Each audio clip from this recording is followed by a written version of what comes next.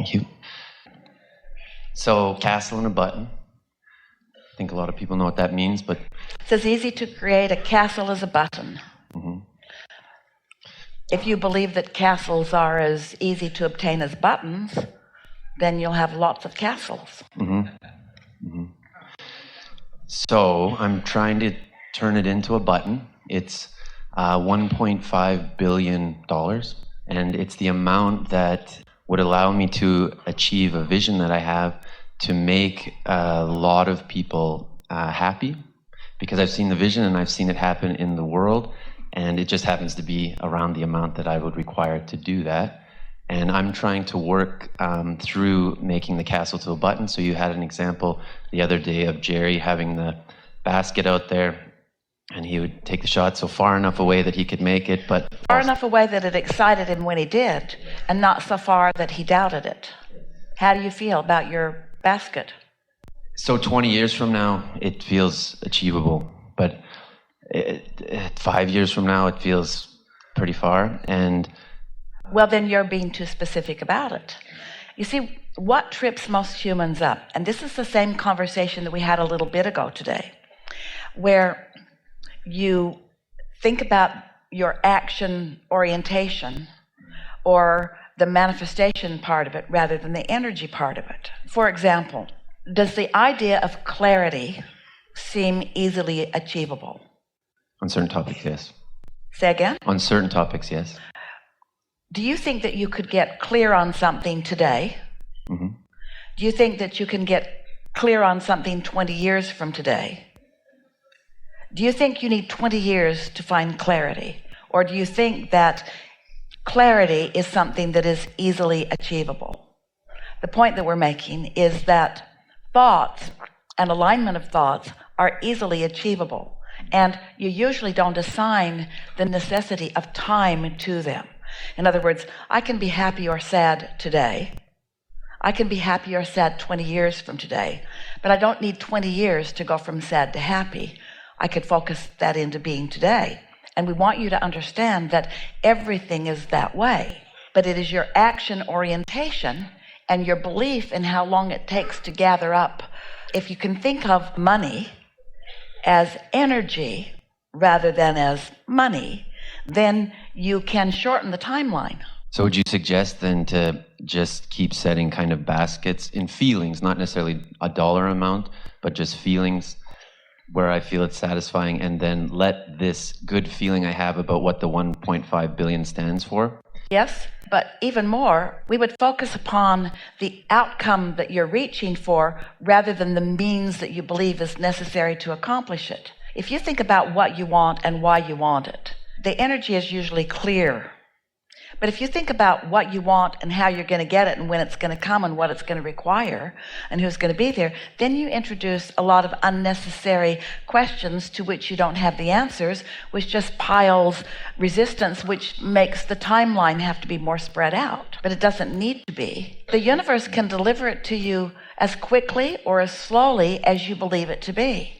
And that's why sometimes when people talk to us about big goals, that they have big goals, we encourage them to not put those extra descriptive words around it, because when it feels big, then you mean it feels slow or it feels harder or it feels less likely. You just sort of want to find the feeling of it, which can be clean and resistance-free right now. Hence the button and this type of... That's what that whole analogy is about. And also, this is something that we have heard from many people over time. I want this big sum of money, but I'm going to do a lot of good with it.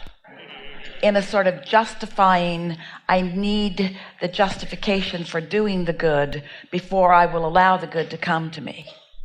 And we want you to just want it.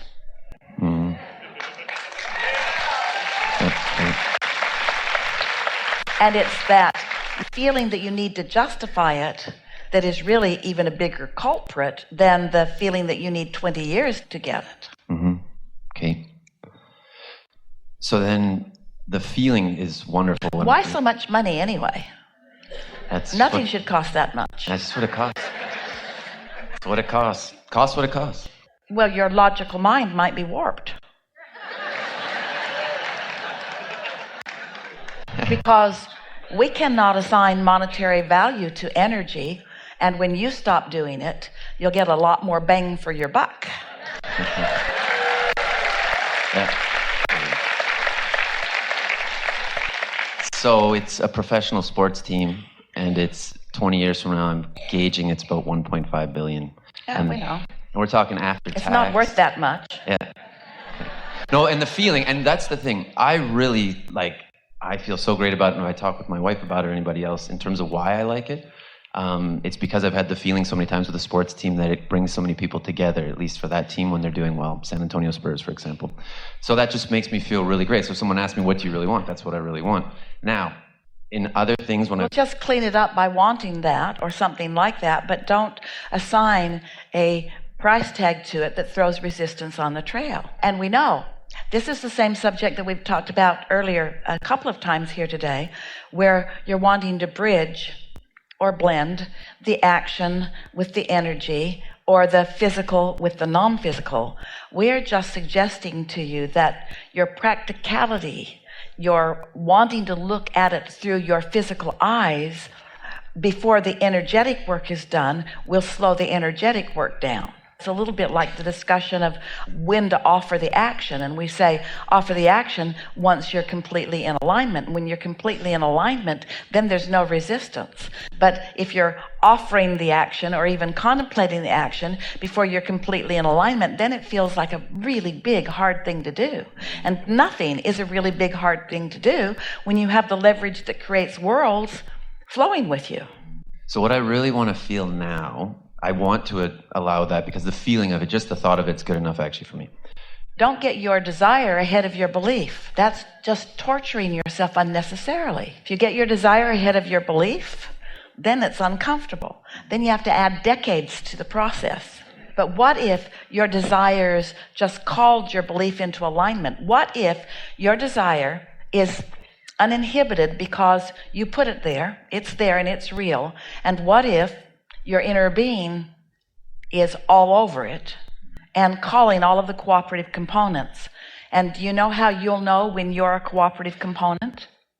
When it doesn't feel hard to do, when it just feels like the next logical step. So I'd like to be let off the hook, or if you could help to let me off the hook. We can help you. The next logical step is not to take any action. The next logical step is to enjoy the whole idea of it, to take pleasure from the idea of it. Because what trips everyone up is having a goal that they can't see the means to the end. And so the goal itself feels more uncomfortable than it does pleasurable. So what you want to do is use the power of your focus to let this intention be utterly and only satisfying. No downside. It's in vibrational form. Do you believe, we're asking all of you this, do you believe that you have the ability to take pleasure from the vibrational form of your creation?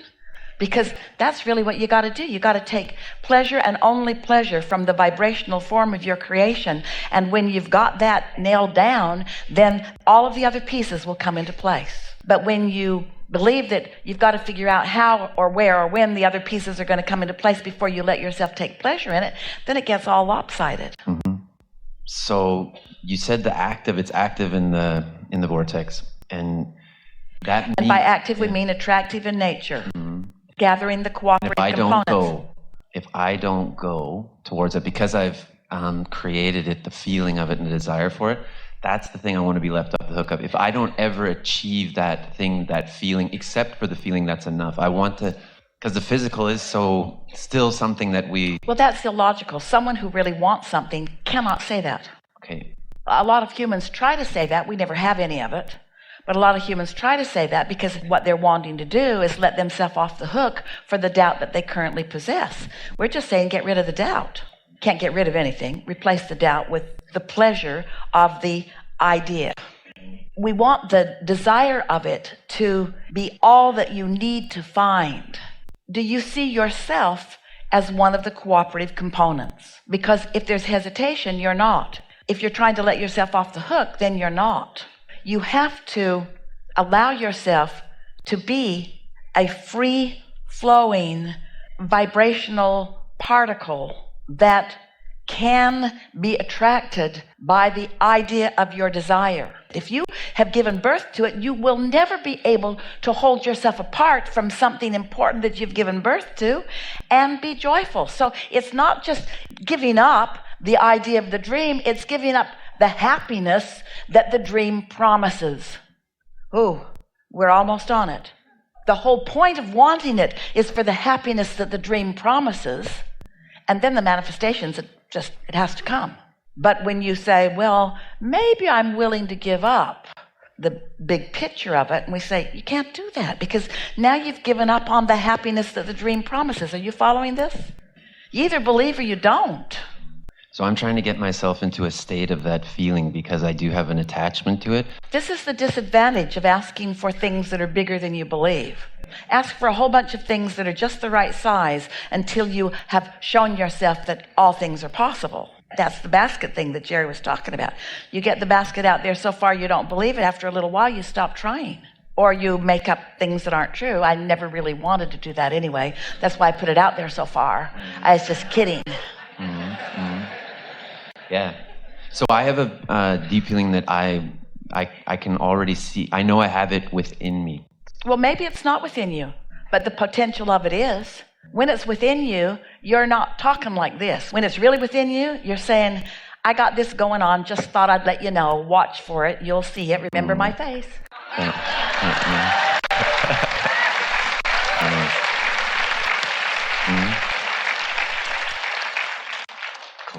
Cool.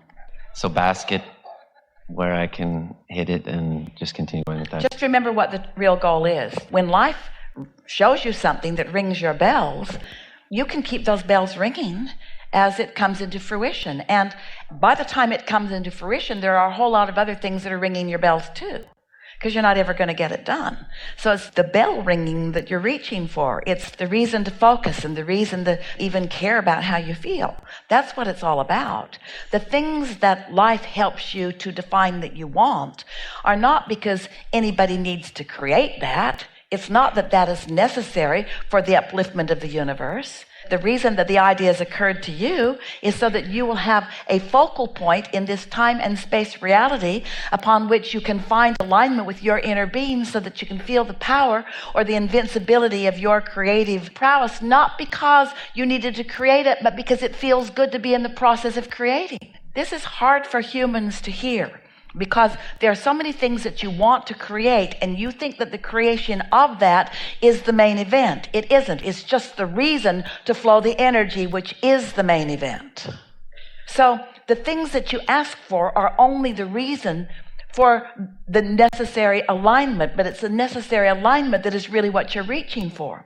So when someone like you conjures a really big intention that feels like it's going to take a lot of focus, that just means you really like to focus. That also means that you've discovered that big things ring your bells. Small things don't ring your bells after big things have rung your bells. You can't go back. There's no going back. You can't be a magnificent creator and then be excited about creating something that's really mediocre. And once you've tasted the energy that creates worlds and you've felt it pulsing through you and you've seen the results of it, you can't go back to something that you don't feel that way about. So when you say, well, maybe I don't care that much, want to let myself off the hook, we say, should have read that in the disclaimer you signed. I understand that I've become a big thinker, and I'm never going to be able to not be a big thinker again because it will always suck. Once a big thinker, you got to be a big thinker, which means you got to go along with your inner being who thinks big. You said, I want it, and your inner being says, all right, we're on it. We'll gather all the cooperative components. It'll be more than you can comprehend. You're going to have to move forward on trust and faith. You're going to have to believe in the process of the universe. You're going to have to remind yourself every day about law of attraction. You're going to have to find your vibrational balance in all of this, and we'll take care of all of the details. All you got to do is get ready for the revelation that we're offering to you at all times. You've got to be positioned to realize the next step and the next step and the next step and the next step. Not all the steps, just the next step.